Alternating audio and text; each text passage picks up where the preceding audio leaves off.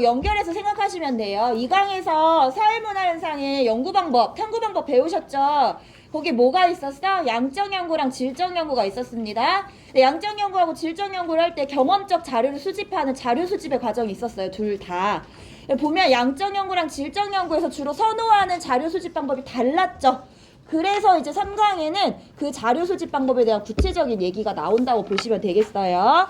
자, 우리가 배울 거는 총 5개야. 자, 양적 연구와 관련된 양적 연구에서 주로 사용하는 자료 수집법인 질문지법과 실험법을 공부할 거고요. 그 다음에 질적 연구에서 주로 사용하는 면접법과 참여관찰법을 공부할 거예요. 건유라. 그리고 마지막으로 양적과 질적 연구에서 둘 다 사용하는 문헌연구법에 대해서 공부할 겁니다. 그래서 이렇게 5가지에 대해서 한다라는 거 알고 계시면 될 것 같아요. 그래서 이렇게 크게 보고 갑시다. 왜냐면 이렇게 크게 보고 가는 이유는 문제에서 물어본다고 질적에서 주로 사용하는 자료 수집 방법이다. 그래서 공통점으로 면접법과 참여관찰법의 면접법 이런 식으로 물어볼 수 있단 말이야. 그럼 우리 질적 연구의 단점이 뭐였어? 연구자와 연구 대상자가 분리되기 어렵기 때문에 연구자의 주관이나 가치가 개입될 가능성이 크다라고 했지. 그럼 쟤네들도 똑같은 단점을 지니고 있는 거야. 둘 다. 면접법이나 참여관찰법이나. 연구자의 주관적인 가치나 주관이 개입될 가능성이 크다라는 게 2가지 단점이겠지. 그러면 질문지법하고 실험법은 양적 연구잖아. 양적 연구에서 주로 사용한다고 했으니까 수량화, 계량화된 자료를 수집할 목적으로 사용하겠죠. 얘들이 객관적이고 정밀한 자료 수집이 가능할 거예요. 그런 것들이 얘들이 장점이 되겠지. 자, 이제 질문지법부터 가보겠습니다. 질문지법은 설문조사 하는 거야, 설문조사. 우리 학교에서 하는 대표적인 설문조사를 하나 갖고 와봤어요. 실제로 사용되는 거야. 학교급식 기호도 조사. 급식 만족도 조사를 하는 거야. 이게 실제 우리 학교에 사용되는 거야. 1번 질문 볼까? 현재 밥은 어떻다고 생각하나요? 영원히 한번 체크해봐. 몇 번? 1번, 2번. 보통이다. 뭐라고? 보통이다. 보통이다. 오. 자, 영원히 다음 반찬 중 가장 좋아하는 것은?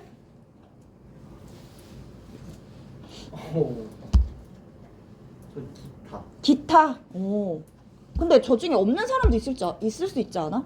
나는 좋아하는 반찬 특별히 없는데? 그치? 그런 것도 없고, 그치? 이런 것도 있어. 생선의 조리 방법을 물어보기도 해. 좋아하는 거? 영원히 생선 좋아해? 아니요. 그 좋아하는 거 없는데 굳이 꼭 고르게 해놓은 요런 게 있어. 요게 바로 질문지지. 자, 이게 질문지인데 질문지 어떻게 되어 있어? 미리 영양 선생님이 내용이나 형식을 미리 정해놓고 사전에 미리 제작해서 너희들한테 동일한 내용과 동일한 형식을 제공해가지고 너희들이 직접 기입하게 하는 자료 수집 방법인 거지. 바로 이게 질문지예요. 그럼 질문지 가봅시다. 조사하고자 하는 것을 파악하기 위해, 아까 급식 만족도 조사하기 위해서 파악하기 위한 문항들로 구성된 밑줄 그어볼 까 질문지를 미리 제작한다라는 거야. 질문지를 동일한 내용, 동일한 형식을 미리 제작해서, 그러니까 정해져 있는 거지. 내용이 제작한 후 조사 대상자에게 배부하여 자료를 수집하는 방법이다. 자, 그래서 2번 특징으로 바로 갑니다. 질문지를 미리 제작해서 동일한 형식과 내용의 질문지를 미리 제작한다는 의미로 구조화, 표준화된 자료 수집 방법이라는 거야. 구조화가 어떻게 미리 딱 정해져 있는, 짜여져 있는 이런 뜻이야. 그럼 질문지는 미리 제작했지. 뭐 동일한 내용을, 동일한 형식을 미리 정해서 짜여져 있어. 그리고 그거를 모두한테 똑같이 제공해. 표준화되어 있는 거죠. 그래서 구조화, 표준화된 자료 수집 방법이다. 가장 큰 특징입니다. 구조화, 표준화된 자료 수집 방법 해가지고 많이 물어봐요. 질문지법. 그럼 1번으로 다시 가면 얘는 양적 자료를 수집하여 통계 분석할 목적으로 활용된대. 자, 양적 하면은 수치화된 자료 이렇게 얘기하는 거지. 수치화된 자료. 양적 자료는 수치화된 자료를 의미해요. 그럼 질적 자료라는 게 있어. 질적 자료는 수치화되지 않은 자료를 얘기합니다. 질적 자료는 수치화되지 않은 자료를 얘기하고 인터뷰나 그림, 기록 이런 것들을 얘기해요. 하지만 질문지법은 양적 자료를 수집할 목적이며 그 다음에 통계 분석하려고 활용한다는 거야.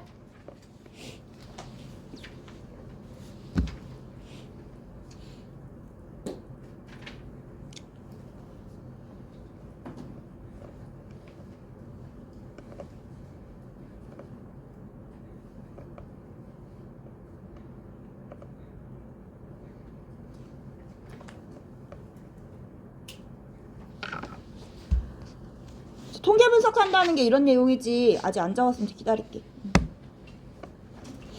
용원이가 부회장 나와서 됐으면 좋겠다. 내가 아는 학생이 돼야지. 너 추천서 받지 않니? 교사 추천서? 그 추천서 받아요?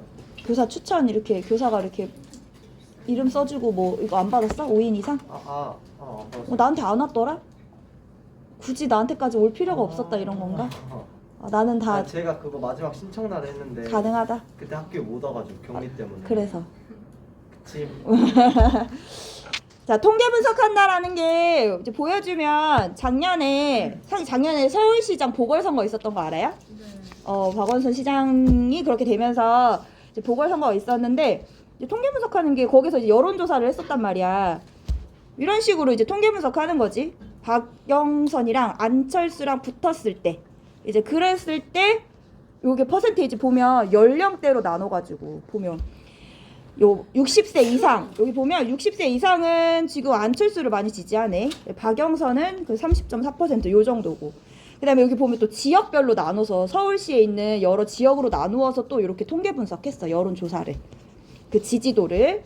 그다음에 성별에 따라서 이렇게 또 나눠가지고 지지하고 분석하고.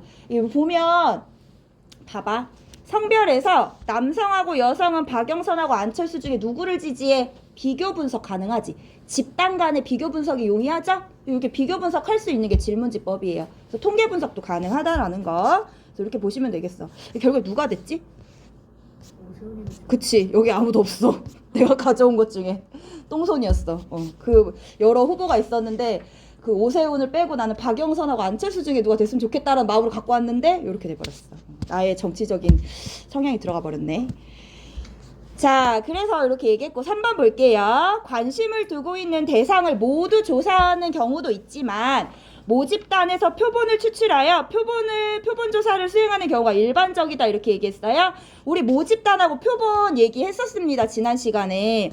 자, 보면 이게 모집단이지. 전체 연구 대상이 되는 전체 집단이 모집단인데 이 모집단 전체를 조사할 수 있어. 그걸 우리는 전수조사라고 얘기해요. 근데 전수조사를 하기에는 시간이나 비용 측면이나 너무 효율적이지 못해. 만약에 그런 경우가 있어. 모집단이 너무 크다면. 그러면 모집단 중에서 모집단의 특성을 골고루 반영해가지고 일부만 선택해서 조사하면 되겠지. 그래서 일부 선택을 위해서 조사를 위해서 일부 선택된 집단을 우리는 표본 이렇게 얘기해. 그러면 표본 조사를 해가지고 모집단 전체에 적용을 시켜야 되잖아. 똑같이. 그럼 표본을 잘 뽑아야겠지. 모집단의 특성을 잘 반영해야겠지. 이제 그거를 표본의 대표성이라고 얘기합니다. 그래서 표본의 대표성이 여기 왼쪽에 나와 있어요. 표본 조사를 할 때에는 표본 집단의 대표성이 중요하다. 자, 표본 집단이 모집단의 특성을 고스란히 가지고 있는 정도를 대표성이라고 한대. 그래서 표본 조사 결과 모집단으로 일반하기 위해 표집단 집단이 필수적으로 갖춰야 할 조건이다. 그래서 표본 조사를 하려면 표본의 대표성이 갖춰져야 돼요. 모집단의 특성을 잘 반영하고 있어야 된다는 얘기예요. 그래서 여기 나와 있네. 표본 조사는 뭐가 중요하다? 표본의 대표성이 매우 중요한 조사가 된다. 우리 학교 급식 만족도 조사도 어떻게 하는 줄 알아? 나 담임이라서 하는 거 봤는데 이렇게 하시더라고. 1학년에서 한 2학급을 뽑아. 남학급, 여학급 하나씩. 2학년에서 한 2학급 뽑고 3학년에서 한 2학급 뽑아. 몰랐지? 다 하는 거 아니었어? 다 하는 게 아니더라고. 내가 알고 봤더니. 그렇게 몇 학급을 뽑아가지고 조사를 하셔. 그러면 영양 선생님도 우리 학교 급식 만족도 조사를 할 때 전수조사를 하지 않는 거야. 전수조사를 한다면 우리 학교 학생에다가 교직원 다 급식 먹는 사람들 다 포함시켰겠지. 근데 그렇게 하지 않고 그 중에서 그 모집단 우리 학교 학생들이라고 하면 그 모집단 중에서 일부 학급만 뽑아가지고 실제 조사를 했어. 그게 표본이 되는 거야. 됐어? 그러면 모집단하고 표본 좀 구분해볼게. 요거 되게 중요해. 자, 여기 모집단하고 표본하고 구분해보는 여기 얘기가 나와 있는데 좀 보면 자, 선거를 앞두고 A 후보와 B 후보에 대한 유권자의 지지도를 알아보기 위해서 세 번째 줄 자, 전국 유권자 2,000명을 대상으로 조사를 실시하였다. 여기까지 읽어보고 자, 저 지지도에 대한 지지도 조사를 위한 모집단을 한번 찾아볼게요. 모집단. 전체 집단. 뭘까요? 유권자지. 그치? 유권자의 지지도를 알아보고 싶은 건데 유권자가 너무 많아가지고 실제 조사를 위해 선택된 집단이 있어. 몇 명? 그렇지. 그럼 이렇게 얘기할 수 있어야 돼. 됐어 얘들아? 이렇게 찾을 수 있어야 돼? 고마워. 대답해줘서. 자, 이제 대표성에 대한 얘기 해볼게요. 표본의 대표성. 자, 가 볼게요. 영원이가 대답해봐. 고등학생의 주 5일 수업제 만족도 조사를 하는데 조사 대상이 전국 고등학생 30명이래. 얘들을 대상으로 설문조사를 실시한대. 자, 모집단은 뭐예요? 연구 대상이 되는 전체 집단. 고등학생. 뭐라고? 고등학생. 그렇지. 고등학생까지 나와야지. 고등학생이야. 연구 주제 보면 되겠지. 그러면 고등학생 너무 많아가지고 다 조사 못해. 실제 조사를 위해 선택된 집단. 표본은 그러면. 30명. 그렇지. 저렇게 나와줘야 돼. 근데 우리 전국에 고등학생 진짜 많잖아. 근데 진짜 30명 일부 쬐끔 뽑아가지고 너무 지나치게 쬐끔 뽑아가지고 얘네들 조사한 내용으로 전국 고등학생들한테 일반화하기에는 어렵겠지. 그래서 표본이 저렇게 지나치게 너무 적으면은 대표성이 낮다 이렇게 얘기해줘요. 자, 오른쪽 볼게요. 또 영원이가 대답할 거야.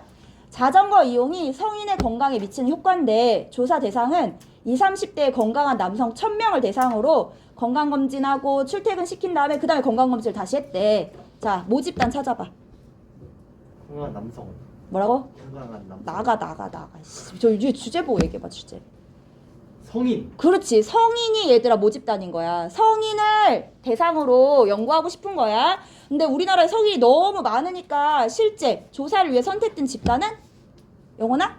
1000명. 아니지. 여기서 1000명이라고 얘기하면 안 되지. 20, 30대 건강한. 그렇지. 저기까지 다 나와야 되는 거야. 20, 30대 건강한 남성 1000명인 거야. 자, 요것도 보면 지금 표본의 대표성이 낮은 사례인데 이건 왜 낮을까? 자, 모집단은 뭐라고? 그렇지. 성인은 20, 30대만 있는 게 아니지. 연령을 골고루 분포해서 뽑아야 되는데 그걸 못했어. 또 있어. 그렇지. 여성도 있지. 그래서 지금 보면 성인에 대한 특성, 남성, 연령 이런 거를 고려하지 않은 채 한쪽으로 치우친 표본을 지금 추출해냈어. 그치? 이런 경우도 지금 표본의 대표성이 낮다라고 보는 거야. 우리 문제를 풀어보면 우리 문제는 거의 표본의 대표성이 낮아서 일반하기 어려운 것들이 자주 나와. 애들 물어봐.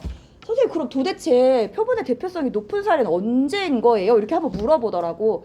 그 통계학에서는 보통 표본의 대표성이 높다라는 거를 무작위 표집했다 이렇게 보거든. 그러니까 전체 모집단을 두고 저렇게 너무 사례가 지나치게 적으면 안 되겠지만 그냥 진짜 무작위로 이렇게 공 이렇게 놓고 뽑듯이 막 안 보고 뽑듯이 그렇게 뽑았을 때 골고루 반영될 가능성이 높다고 해서 무작위 표집하는 경우가 표본의 대표성이 높다 이렇게 얘기해요. 그런 건 나중에 대학교 가서 배워봐. 재밌어. 자, 그래서 4번 보겠습니다. 자, 질문지 급식 만족도 조사할 때 선생님이 종이에다가 인쇄해가지고 너희들 보고 기입해 하고 주지 문자 언어 사용했어요. 요즘에는 여론조사할 때도 이렇게 하더라. 전화가 와요. 당신의 성별은 무엇입니까? 1번 남성, 2번 여성. 저 2번입니다. 이렇게 전화로도 하더라고. 음성 언어 사용했어요. 어쨌건 질문지법은 반드시 뭐가 있어야 된다? 언어를 사용해야 된다라는 점. 그래서 언어를 매개로 하는 자료 수집 방법이라는 게 또 비교해서 나오는 특징입니다. 뒤에 면접법이 나오는데 면접법도 역시 언어를 매개로 해요. 그러면 질문지법하고 면접법은 양적과 질적에서 사용되는 자료 수집 방법이지만 그래도 둘이 공통점은 있는 거야. 뭐? 언어를 매개로 하는 자료 수집 방법. 이렇게 묶여서 나오기도 합니다. 언어를 매개로 한다. 그치, 영원아? 우리 영원이도 그럼 질문지 하나 만들어가지고 여론조사 한번 해봐. 부회장 여론조사 후보 놓고 가상 대결 이런 거. 내가 한번 할까? 내가 돌릴까? 안 해도 알았어. 야, 이게 인성이 있다고 보는 거야? 저기 상점 30점인데 저기 인성이 있다고 봐? 선생님이 귀찮으실까 봐. 그림 마일리지 진짜. 그럼 저기 영원이에 대해서 더 알려면 저 상점만 보면 안 되겠지. 인성에 대해서 더 깊게 이해하려면 영원이의 뭐를 봐야겠어? 행발을 봐야겠지 얘들아? 생기부 좀 때려봐. 행발 좀 봐야겠어. 1, 2학년 행발. 처음에 나왔을 거예요. 알았어. 저기 까죽거리고 그냥. 자, 언어를 매개로 한다는 점. 장점 볼게요. 다수를 대상으로 대량의 자료를 수집하는데 유리하다라는 거. 그러니까 동일한 내용과 형식을 모두 똑같은 사람한테 제공을 하는 거잖아. 그러니까 다수를 대상으로 그냥 질문지 하나 만들어서 쫙 돌리면 되죠. 그래서 대량의 자료를 수집하는데 유리하고 역시 시간과 비용 측면에서 매우 효율적입니다. 표본 조사하면 더 그럴 거고 그리고 표본 조사를 하더라도 그냥 앉아가지고 한 번에 쫙 돌려가지고 하면 되잖아. 비용 측면도 그렇고. 저 두 개가 가장 큰 특징이에요.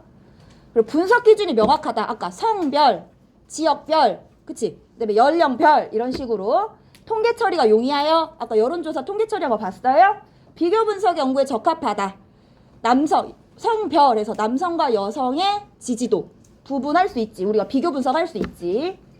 그리고 수량화된 데이터. 수량화된 데이터를 얻고자 하기 때문에 정확성과 객관성이 높다라는 거. 저거는 양적 연구의 장점이기도 했어요. 자, 단점 같은 경우는 문자 언어를 통해 조사할 경우에 문맹자에게 활용하기 곤란하다는 거. 그래서 문맹자에게 활용하기 곤란한 게 질문지법의 단점이야. 문맹자에게 활용하기 곤란하다는 게 단점입니다.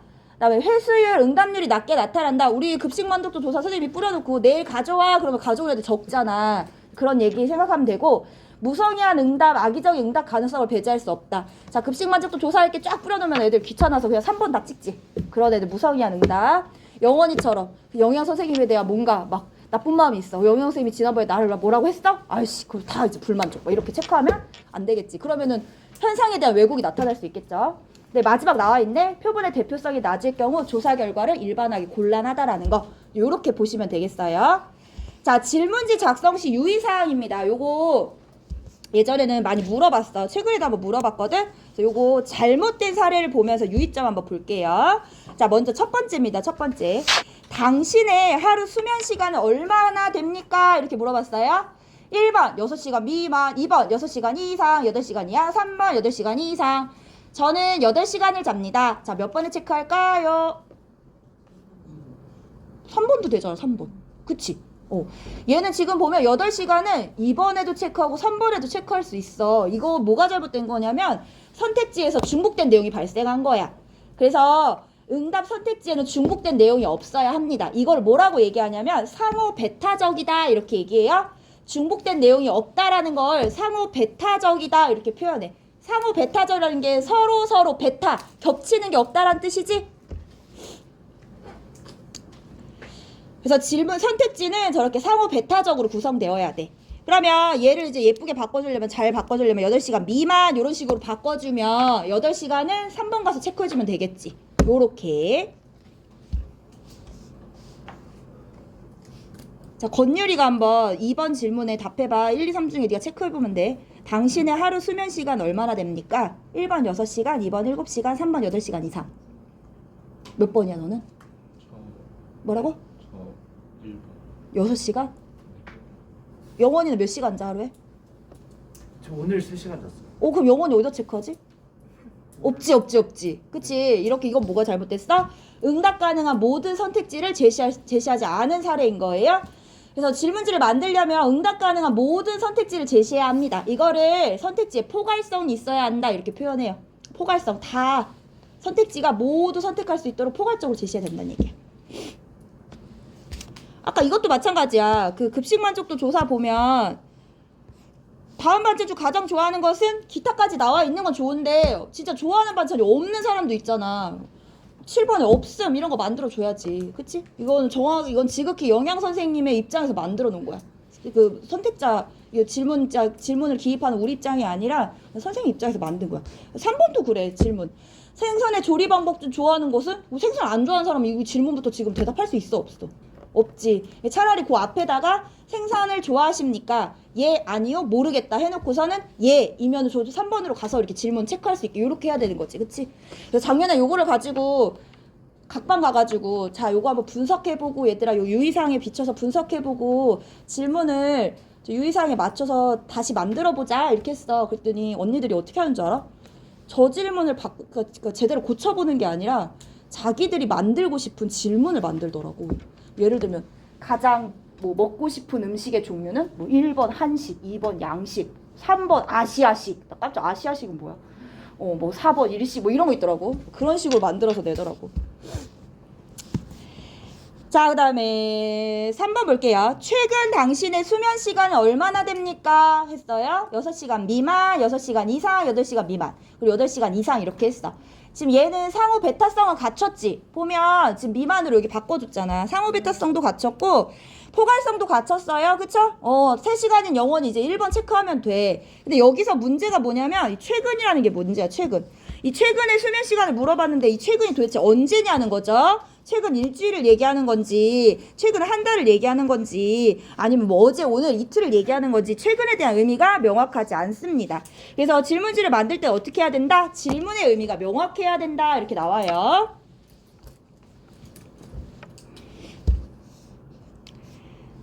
이제 네 번째 볼게요. 자, 영원이가 한번 대답해봐. 당신이 하루에 아니다. 충분한 휴식과 아니다. 수면을 취한다고 생각하세요? 아니요. 아, 그래. 그 영원이의 휴식은 뭐야? 영원이가 생각하는 휴식이란? 저는 휴식을 즐기지 않아요. 약간 셀럽들이 하는 말인데. 전 휴식을 즐기지 않아요. 전 앞만 보고 달려갈 뿐이죠. 스케줄이 많아가지고. 아, 씨. 진아 표정 봤어. 진아는 휴식할 때 뭐해? 네? 진아는 휴식할 때 뭐해? 저요? 집에 있어요. 집에 있어? 그러면 휴식을 얘들아 저렇게 진아처럼 집에 있는 사람도 있지만 자면서 휴식하는 사람도 있을 테고 휴식을 뭐 아니면 영화 보는 사람도 있을 테고 그치? 그럼 휴식하고 수면을 두 가지를 물어봤어. 그러면 나는 만약 영화 보는 게 휴식이고 그리고 자는 거는 별개인데 그럼 휴식하고 수면 어떻게 해야 돼? 휴식은 충분하게 취하는데 잠은 잘 못 자. 그러면 그렇다고 해야 돼? 아니라고 해야 돼? 이 말이 안 되지. 그래서 여기 질문 나오면은 한 가지 질문에는 한 가지 정보만 물어봐야 된다는 얘기야. 그러니까 충분한 휴식을 취한다고 생각하세요? 그 다음에 밑에 충분한 수면을 취한다고 생각하세요? 그러니까 따로따로 떨어뜨려서 하나씩만 물어봐야 돼요. 자, 건율아, 저 질문 마지막 질문 네가 대답해봐. 자, 수면은 건강의 척도라고 생각합니다. 헉, 청소년의 야간 게임 금지 정책에 대해 어떻게 생각하세요? 찬성, 반대, 모르겠다. 반대? 저 봐봐. 아, 야간 게임 금지 정책 반대해? 우리 건율이 그래도 대쪽 같네. 자, 보면 수면은 건강의 척도라고 생각합니다. 헉, 자는 거 되게 중요하네? 뭐 이렇게 생각 들지? 헉, 근데 밤에 청소년이 게임을 못하게 하는 정책? 이거 필요하지. 이렇게 해서 동의안 왔어? 특정 응답을 유도하는 질문을 제시하고 있는 거야. 그래서 특정 응답을 유도하는 질문을 제시해서는 안 된다 이렇게 보는 거예요. 이미 여기 수면은 건강의 척도니까 너네 이거 찬성해 이렇게 특정 응답을 유도하고 있는 거지. 그다음에 한 가지 더 얘기해주고 싶은 게 여기서 보면 모르겠다가 있어.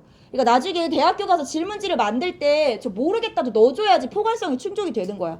어떤 정책에 대해서 찬성하거나 반대하는 사람도 있지만 모르는 사람도 있을 수 있잖아. 그러니까 저 모르겠다도 반드시 넣어주셔야 돼요. 아시겠죠? 나중에 대학교 가서 질문지 만들면 저 까먹지 마세요. 저 다 잘 놓치는 것 중에 하나야. 자, 그럼 방금 얘기한 거를 우리 교과서 28쪽을 펴서 여러분들이 자료 1에 나와 있는 잘못된 질문지를 유의사항 어떤 게 잘못됐는지 한번 줄을 그어서 맞춰보도록 하겠습니다. 28페이지 한번 해보세요. 28페이지 해보겠습니다. 참고로 2번은 2개야. 2번은 2개. 어디 교실? 수업하고 있지 않아? 수업 중 아니야 거기? 아, 히터 꺼달라고? 봤어?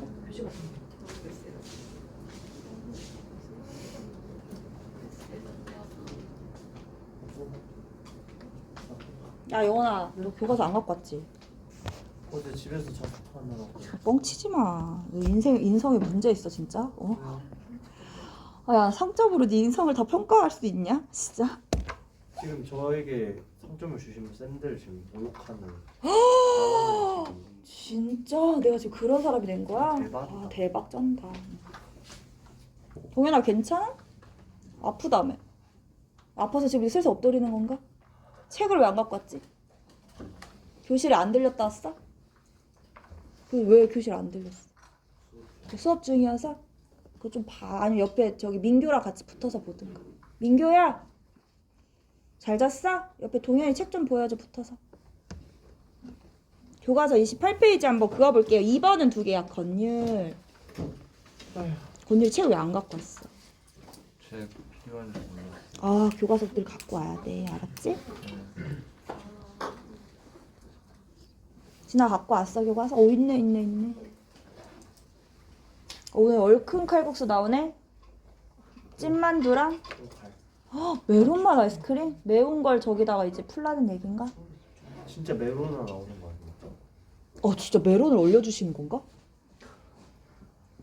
미안. 별로일 때. 알았어. 자, 1번 볼게요. 귀하의 나이는에서 20세 미만, 20에서 29, 30에서 39, 40에서 49. 우리 엄마 올해 환갑, 우리 엄마 어디다 대답해? 없지, 그치? 우리 엄마 환갑 61세인데 대답할 데가 없어. 그럼 얘는 지금 포괄성이 부족한 거지? 어디로 가야겠어? 5번으로 가야겠죠? 그래서 5번이 갖춰지지 않은 질문이다. 포괄성을 갖추어 조사 대상자가 선택할 수 있는 응답 항목을 모두 제시해야 된다라는 거. 자, 2번은 두 개야 볼게. 귀하의 인터넷 게임 이용 시간은 1번 1시간 이하, 2번 이상 1시간 이상 3시간 미만, 3번 3시간 이상 5시간 미만, 5번 5시간 이상. 나 1시간 게임 하는데 어디다 체크할까? 상호 베타성이 갖춰지지 않은 거죠? 그래서 여기 상호 베타적인 질문을 해야 된다라는 거, 중복된 게 없어야 된다라는 거 첫 번째. 두 번째는 귀하의 인터넷 게임 이용 시간을 언제를 묻는지가 알 수가 없어. 뭐 일주일을 묻는 건지 한 달을 묻는 건지 뭐 하루를 묻는 건지 언젠지를 알 수가 없어. 그래서 질문은 명료하게 하여 조사 대상자들이 똑같은 의미로 해석할 수 있어야 한다라는 거. 그 생각보다 질문지 만드는 게 까다롭지. 그러니까 너희들 어떤 자료를 탐구하거나 보고서 쓸 때 설문조사 많이 한단 말이야. 그래서 저 유의사항 꼭 알고 있어야지 질문지 제대로 된 질문지를 만들 수 있는 거야. 자, 최근 청소년의 게임 중독이 심각한 사회 문제가 되고 있습니다. 청소년의 게임 접속 제한 시간을 더 늘리는 것에 대한 귀하의 의견은 이거 뭐야 지금? 이미 특정 응답을 유도하고 있는 거죠? 그 얘기가 여기에 다른 말로 나와 있어. 2번이네. 질문에 조사자의 주관적 가치나 이해관계가 개입돼서는 안 된다라는 거야. 그러니까 이미 지금 질문자는 이거 청소년 게임 중독 심각한 사회 문제야 라는 가치를 개입시켜 놓고 질문하고 있는 거야. 그래서 특정 응답을 유도한다는 얘기는 저렇게 조사자의 주관적 가치 이해관계에 개입돼서 안 된다라는 거. 자, 마지막 4번입니다. 인터넷 게임과 검색의 이용 빈도가 가장 높은 장소는 게임 따로 검색 따로지? 근데 그걸 동시에 묻고 있어요. 그래서 하나의 질문에는 뭐라고? 한 가지만 물어야 된다. 그게 잘못됐다라는 거예요. 그래서 이렇게 그어주시면 되겠어요. 찾으실 수 있겠죠? 그래서 이렇게 찾아보세요. 자, 이제 넘어가서 실험법 하겠습니다. 실험법. 자, 실험법인데 실험법은 여기 오른쪽 보면서 얘기할 거예요. 실험법에서 알아야 될 게 이게 제일 중요한 거야. 자, 실험이라는 건 얘들아 말 그대로 실험을 하는 거지. 니네 지하철 타봤어, 서우야? 서우야, 지하철 타봤어? 지하철 타면은 이렇게 뭐 광고판 같은 데에 뭐 한방병원 이런 데서 신약을 개발해가지고 이 신약의 개발에 대한 효과를 검증해보고자 한다. 실험해보고자 한다. 혹시 이 실험에 참여할 대상자를 있냐 하면서 참여자 모집하는 그런 광고가 있어. 본 적 있니? 한 번도 없어? 서영이 본 적 없어? 나만 봤구나. 그런 게 있어. 내가 한번 본 건 뭐냐면은 간에 대한 신약이래. 간의 기능을 이렇게 좋게 만드는 신약이 있는데 거기에 대한 이제 조사 그 실험 대상자를 모집을 하는 거야. 그러니까 어떤 이 간약에 대한 간 신약에 대한 효과를 실험을 통해서 확인해 보는 게 이게 바로 실험이지. 얘들아, 잠 좀 깨봐. 잠 깨봐. 그러면 이 실험을 어떻게 할 거냐? 일단 조사 대상자를 모집을 해서 이 약을 먹이기 전에 먼저 간 수치를 확인해 봐야 될 거잖아. 그래가지고 정민이의 피를 쫙 뽑아. 그럼 정민이의 피를 뽑아가지고 정민이의 간 수치를 먼저 확인해. 그리고 나서 이제 새로 개발된 약의 효과를 검증하기 위해서 약을 먹여. 먹이고 나서 이제 몇 개월 뒤에 다시 피를 뽑아. 그리고 나서 간 수치를 비교해보는 거야. 이게 바로 실험이지, 얘들아. 효과에 대한, 이 약에 대한 효과에 대한 실험이지. 근데 정민이한테 이렇게 얘기해야 돼. 이 약에 대한 효과만 알고 싶으니까 정민아, 너 이 약을 복용하는 동안에는 이 간에 좋은 다른 음료를 마신다든지 뭐 식생활을 바꾼다든지 그러면 안 돼. 다 똑같이 하되 이 약만 먹어. 이렇게 해야 될 거야. 그치? 그래야지 이 약에 대한 효과가 정확하게 확인이 되잖아. 여기까지 이해됐어? 이게 실험이지. 그러면 이제 이 약을 먹인 먹인 사람한테 먹인 사람의 그러니까 먹기 전과 먹기 후에 간 수치를 비교해서 실험의 효과를 검증할 수 있지만 더 꼼꼼하게 더 정확하게 이 약의 효과를 알고 싶으면 어떻게 해야 돼? 정민이랑 비슷한 간 수치를 가진 사람을 뽑아내가지고 걔는 먹이지 마. 안 먹이고 똑같은 기간 동안 있다가 그리고 걔도 또 피를 뽑아 똑같이. 그리고 나서 먹은 정민이의 간 수치와 먹지 않은 뭐 누구 서연이의 간 수치를 비교해 보면 진짜 이 약의 효과가 있네 없네 요게 이제 확인이 되는 거지. 이게 실험입니다. 아시겠어요? 그거를 지금 저기다가 용어를 써가지고 한번 정리를 해볼게요. 자, 여기에 나와 있는 게 뭐냐면 여기는 게임 치료 프로그램에 대한 효과야. 게임 치료 프로그램이 게임 중독성에 어느 정도 영향을 미치고 있는지에 대한 실험을 하고 싶다라는 거야. 그러면 이렇게 봐야겠지.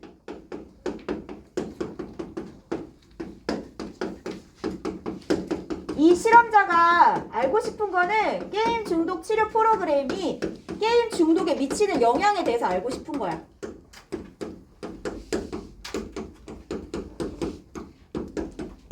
마치 그 신약이 이 간 기능 향상에 어떻게 도움이 되는지, 간 기능 향상에 미치는 영향에 대해서 알고 싶듯이.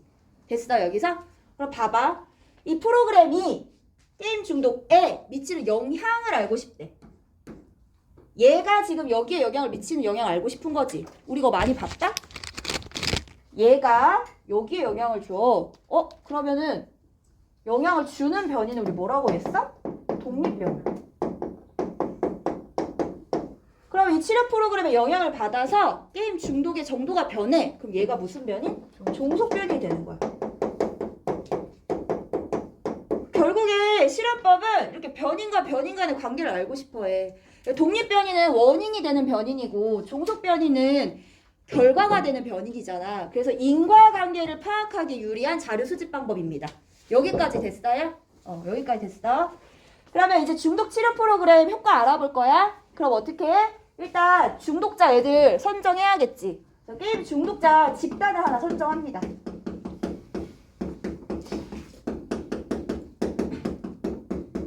집단을 하나 선정을 해요.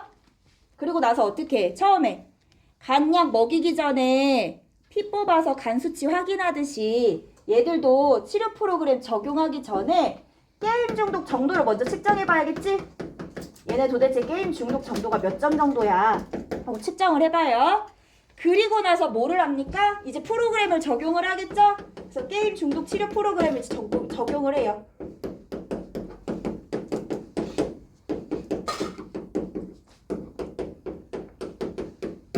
됐어? 적용해서 열심히 이제 저 프로그램에 참여시켜. 그리고 난 다음에 게임 중독 정도가 어떻게 변화했는지 다시 측정해보면 되겠죠? 그치? 그래서 전과 후를 비교해보면 되잖아. 그래서 얘의 변화를 확인해보는 거야. 얘의 변화를 확인. 그런데 조금 더 정밀하게 연구하려면 어떻게 한다? 중독자 비슷한 애들을 다시 뽑아내. 다른 집단을 하나 더 선정해.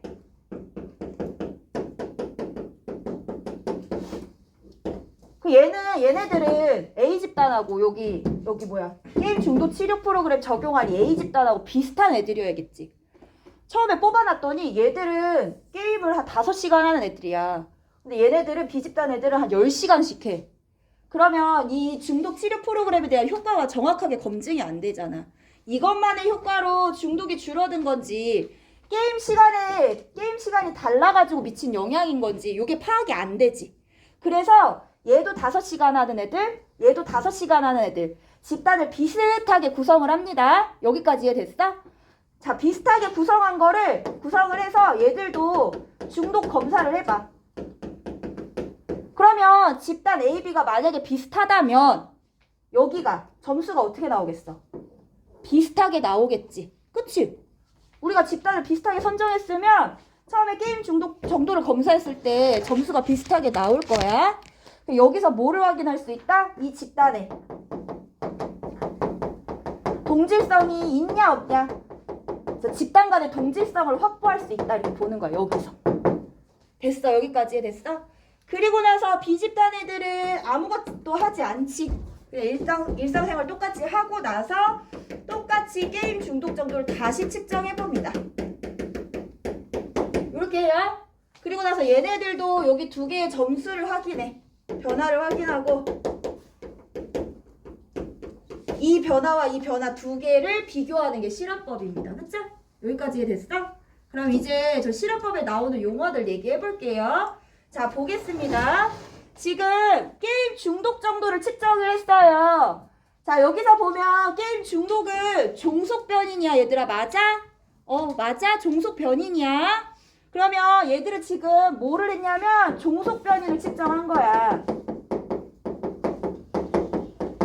근데 종속변이를 측정할 때 치료 치료 프로그램 하기 이전에 측정했지? 자, 여기서도 게임 중독 정도 측정해요. 얘도 역시 뭐야? 종속변이 측정하는 거야. 자, 얘는 어때 측정해? 치료 프로그램 적용하고 나서 측정하지? 됐어? 자, 얘를 뭐라고 하냐? 사전검사다 이렇게 얘기해요. 중독 프로그램, 치료 프로그램 전에 하는 검사, 적용하고 나서 하는 검사니까 얘는 무슨 검사가 되겠어? 사후 검사 이렇게 됩니다. 여기까지 됐어요? 저 지금 사전 사후 검사 얘기한 거야. 알아야 될 게 뭐겠어? 사전 검사, 사후 검사 뭐를 측정하더라? 종속 변인을 측정하더라. 종속 변인을 측정한다. 그 다음에 여기서 얘기하는 거 여기 있지? 사전 검사에서는 뭐를 집단 간의 동질성을 확보할 수 있더라. 여기 이해됐어? 얘네 집단이 비슷해야지 중독 치료 프로그램의 효과를 정확하게 알 수가 있어. 그럼 어디서 확인한다? 사전 검사에서 확인해 본다는 얘기야. 그럼 여기서 만약에 중독 정도에 너무 차이가 많이 나 집단 간에 그러면 이 집단을 다시 이렇게 한 곳에 모아가지고 섞어서 다시 배치해. 그래서 다시 중독 정도를 확인해봐. 그래서 이렇게 비슷하게 맞춰주고 나서 이제 A 집단에다가 중독 치료 프로그램을 적용하는 거야, 여기다가. 그러면 이 게임 중독 치료 프로그램은 여기서 독립변인이었지, 얘들아. 독립변인을 실험자가 인위적으로 여기다가 적용을 한 거잖아. 그래서 인위적으로 독립변인을 처치했다라고 얘기해요. 독립변인을 처치합니다. 이거를 우리는 실험 처치다 이렇게 얘기해. 처치라는 말이 독립변인을 인위적으로 적용했다라는 얘기야. 알았어? 힘들지? 그래. 고마워. 자, 그러면 A 집단은 독립변인을 처치한 집단이에요. 실험 처치한 집단이에요. 그래서 얘를 뭐라고 부르냐면 실험 집단이다 이렇게 불러요. 자, 반면에 B 집단은 비교하기 위해서 선정된 집단인 거죠. A 집단하고 비교하려고 선정한 거잖아. 아무것도 하지 않은 상황에서 B 집단은 중독의 변화가 어떻게 나타나는지. 그래서 비교하기 위해서 선정된 집단이다. 그래서 얘를 통제 집단이다 이렇게 불러. 지금 저기까지 한 거지, 그치? 통제 집단이야. 그럼 써봐, 얘들아. 지금 방금 본 거. 실험 집단은 뭐를 했다? 독립변인 처치를 하는 집단이다. 여기서의 독립변인은 뭐다? 치료 프로그램. 게임 중독 치료 프로그램. X가 되는 거야. 여기 X라고 돼 있으니까. 요거야. 자, 통제 집단은 실험 집단과 비교하기 위해서 선정된 집단으로서 독립변인을 처치하지 않은 집단을 얘기해요. 그런데 사전검사를 하더라. 사전검사는 뭐를 검사한다? 종속변이를 검사한다. 저기서는 게임 중독 정도를 얘기해요. 오른쪽도 사후검사지. 사후검사도 종속변이 측정합니다. 게임 중독 정도를 측정하는 거야. 사전검사하고 사후검사의 공통점은 뭐예요? 종속변인을 측정하더라. 차이점은 뭐예요? 독립변인 처치가 이루어졌냐, 이루어지지 않았냐. 이루어지기 전에 하는 거를 사전, 이루어지고 나서 하는 걸 사후 이렇게 얘기합니다. 서우야, 샛별아, 민교야, 일어나봐. 네. 그럼. 그만하면 안 돼요? 안 돼. 7분 남았네. 안 돼. 다 하고 가야 돼. 그래서 집단 간의 동질성을 확보해야 된다고 했어. 집단 간의 동질성. 어디서 확보하더라? 사전검사에서 확보하더라. 두 집단이 비슷해야 된다라고 했어요. 나도 그러고 싶어요, 원아. 나도 너랑 한 30분 얘기하다 20분만 수업하고 이런 마음인데 마음만 그래. 이해해줘. 그래서 실험 집단의 사전검사, 사후검사의 변화, 통제 집단의 사전검사, 사후검사의 변화, 이것들을 비교해보는 거야. 됐어? 이게 실험법이야? 그래서 오른쪽에 나와있지. 실험 집단과 통제 집단의 의미. 그래서 독립변수에 해당하는 실험 처치가 가해지는 집단이 실험 집단. 그 다음에 통제 집단은 실험 처치를 가하지 않고 비교를 위해 설정하는 집단이라는 거야. 계속 내가 강조해. 얘들아, 독립변인의 처치가 나타나는 집단이 실험 집단인 거야. 왜 자꾸 강조하냐면 문제에서 어디가 실험 집단 이게 물어봐. 가끔은 통제 집단이 없는 실험도 있어. 애들은 뭐에서 헷갈리냐면 실험 집단을 하나 찾아냈어. 그럼 나머지 집단이 하나 나와 있으면 얘는 통제 집단이겠구나 이렇게 생각해 버릴 수가 있어. 근데 그렇지가 않은 거야. 뭐에 따라서 독립변인의 처치, 인위적인 처치가 있냐 없냐로 구분해 줘야 돼. 아시겠어요? 자, 그 다음에 하나 더. 자, 이렇게 동질성을 확보해가지고 집단을 선정해 놨어. 그리고 이제 실험을 해. 실험을 하는데 이 과정에서 게임 중독 프로그램, 치료 프로그램의 효과만 알려면 계속해서 게임 시간 똑같이 유지해야 되고, 그치? 게임 시간 똑같이 유지해야 되고, 하는 게임도 똑같아야겠지. 게임 유형도 유지해야 되고. 아니면 뭐 중독과 관련돼서 중독을 줄일 수 있는 어떤 책을 본다든지, 그러면 안 되겠지. 그래서 책 같은 것도 보면 안 돼. 중계방송? 와, 중계방송 보면 게임 또 하고 싶잖아, 그치? 중계방송 같은 것도 보지 마. 이런 식으로 저렇게 종속변인에 영향을 줄 수 있는 이 치료 프로그램 이외의 다른 변인들, 독립변인 외에 다른 변인들은 다 어떻게 해야 돼? 과정에서도 모두 다 통제해야겠죠. 다 제거한 다음에 자, 다 똑같이 이거 다 하지 마. 중계방송 보지 마. 책 보면 안 돼. 게임 똑같이 해. 게임 시간 맞춰. 다 통제한 후에 그 다음에 실험을 진행해야 되는 거야. 그래서 실험법을 정리하자면 앞으로 가서 보면 자, 실험법이라는 거는 여기 나와 있어. 독립변인 외에 다른 변인들 요런 거 게임 시간, 게임 유형, 책 보는 거, 중계방송 보는 거 이런 것들을 다 통제한 후, 그러니까 다 똑같이 맞춘 후, 아니 다 하지 말라고 이렇게 얘기한 후, 다 통제한 후에 자, 독립변인을 인위적으로 처치했어요. 그쵸? 독립변인을 인위적으로 처치하고 그로 인해 나타나는 종속변인의 변화를 파악하는 자료 수집 방법이다. 이렇게 정리해 주시면 되겠어요. 독립변인을 인위적으로 처치해서 종속변인의 변화가 어떻게 나타나는지를 측정하는 자료 수집 방법이야. 그러면 독립변인이 원인이고 얘가 종속변인이 결과라고 했으니까 얘는 인과관계를 파악하는 데 유리한 자료 수집 방법이 되겠지. 가장 그 특징이 그거야. 그래서 특징 보면 장점이 그거야. 얘는 일단 양적 연구에서 주로 활용된다라는 점. 이거 다 수치로 얘기합니다. 수량화된 자료로 얘기해요. 그리고 2번 볼게요. 가장 엄격한 통제가 이루어진다. 그치? 모든 이 실험의 과정을 연구자가 다 짜여진 대로 하고 있잖아. 모든 걸 다 통제하고 있잖아. 프로그램도 인위적으로 실험자가 적용하고 나머지 다른 변인들도 다 지금 통제하고 있어. 그래서 가장 엄격한 통제가 가해지는 자료 수집 방법. 그러니까 인위성, 조작의 정도가 가장 큰 자료 수집 방법이에요. 자, 3번은 근데 인간을 실험 대상으로 활용해야 된다는 점에서 윤리적인 문제로 나타나기 때문에 사용을 제한한다라는 거. 자, 장점 보겠습니다. 방금 얘기했어요. 인과관계를 파악을 통해 법칙 발견을 하는데 유리하더라. 그리고 얘도 수량화, 양적 자료이기 때문에 정확성, 정밀성, 객관성. 양적 자료로서 집단 간의 비교 용이하다. 실험 집단과 통제 집단 비교하고 있습니다. 그쵸? 단점은 자, 사회과학에서 완전한 통제가 이루어지는 실험은 어렵다라는 거야. 자, 이 실험하는 동안에 니네 중계방송 보지 마 했지만 사람이 다 그래? 그렇지 않지. 몰래 보기도 하지. 원래 하지 말라 그러면 더 하고 싶잖아. 그래서 완전한 통제가 이루어지기 어렵다. 그 다음에 인간이라는 점, 실험 대상 인간이라는 점에서 윤리적인 문제가 발생하기 쉽고, 자, 이 실험은 있잖아. 지금 보면 중독 치료 프로그램의 효과를 알기 위해서 모든 걸 다 통제한 거야, 연구자가. 인위적인 상황을 만들어 놓은 거라고. 근데 실제 사회에서는 이 프로그램만 적용해서 효과를 보기에는 어렵지. 왜 사람들이 다 이런 거 시간도 바꾸고 유형도 바꾸고 책도 보고 중계방송도 볼 테고 하니까. 그래서 실제 사회를 적용하는 데는 한계가 있다라는 점. 요렇게 해서 장단점 정리하시면 되겠어요. 그래서 요거 꼭 알아두시고, 자, 오른쪽 볼게요. 이거 보고 끝낼게요.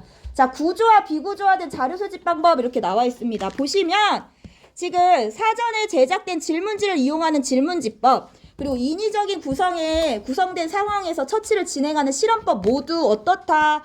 구조화된 자료 수집 방법이라고 얘기했습니다.